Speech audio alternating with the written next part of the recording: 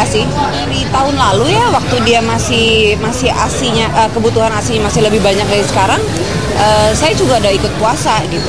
Jadi kalau untuk tahun ini malah lebih enteng karena dia kan kebutuhan asinya udah nggak sebanyak kayak sebelum-sebelumnya. Sebenarnya udah cukup sih karena kan udah 2 tahun kan.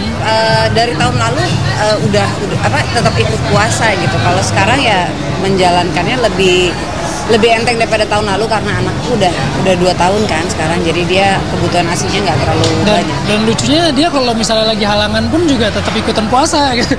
Jadi maksudnya puasa dalam arti nemenin gitu. Masalah puasa kan aku masih belum bisa puasa karena nyusuin juga. Jadi kadang aku suka lupa aja asal sediain makan atau minum gitu-gitu aja. Jadi penyesuaiannya lebih ke hal-hal gitu sih sebenarnya. Enggak sih, dia nggak pernah maksain harus gini, cuman dia lebih terserah gitu. Maksudnya dia udah ngasih tahu, dia udah kasih gambaran lah gini, jadi terserah aku mau pelajarinnya gimana.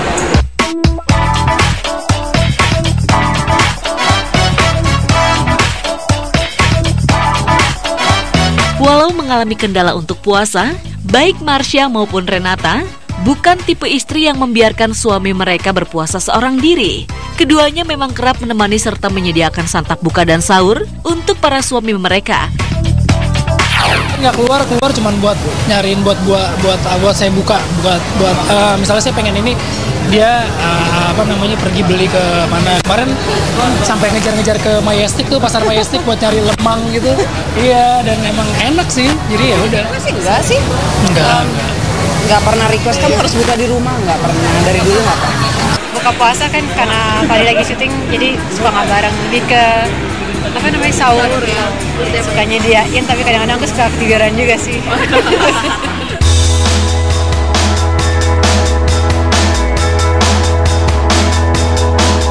Marsha dan Renata memang belum bisa melepas anak-anaknya dari kebutuhan ASI eksklusif sebab mereka masih dalam sebuah fase tumbuh kembang. Berkat ASI pula anak Marsha khususnya, kini tumbuh kian pesat dan sebentar lagi sang buah hati tak akan mengkonsumsi ASI lagi. Ya, walau anak masih kecil, bukan berarti pula Marsha dan Vino Bastian sang suami tak mau mengajarkan agama kepadanya, dan bulan puasa ini menjadi momentum tepat bagi keduanya untuk mengajarkan sang anak tentang makna puasa.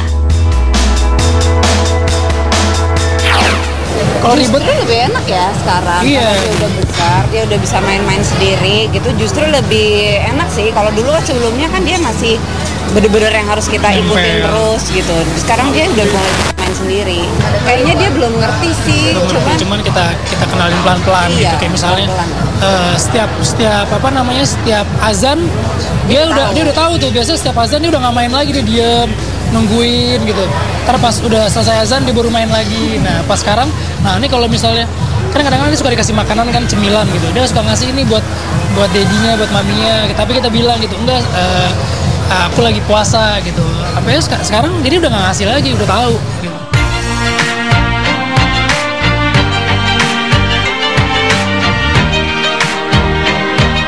Sementara bagi Renata, puasa tahun ini merupakan puasa kedua setelah dirinya memutuskan menjadi seorang mualaf.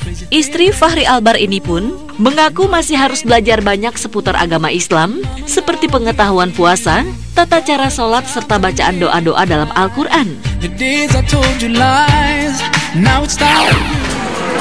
Masih tata cara kayak di taraweh gitu ya, aku belum bisa. Aku baru belajar doa-doa itu. Sulit pasti karena bahasanya aku buta sama sekali kan ya, tapi aku baca terjemahannya aja sih. Terbebani sih enggak, cuman aku harus banyak denger juga sih karena pelafalannya aku juga masih belajar. Guru spiritual nggak ada, cuman ibu mertua aku dia benar-benar ngajarin banget. Iya, benar-benar bantu aku juga.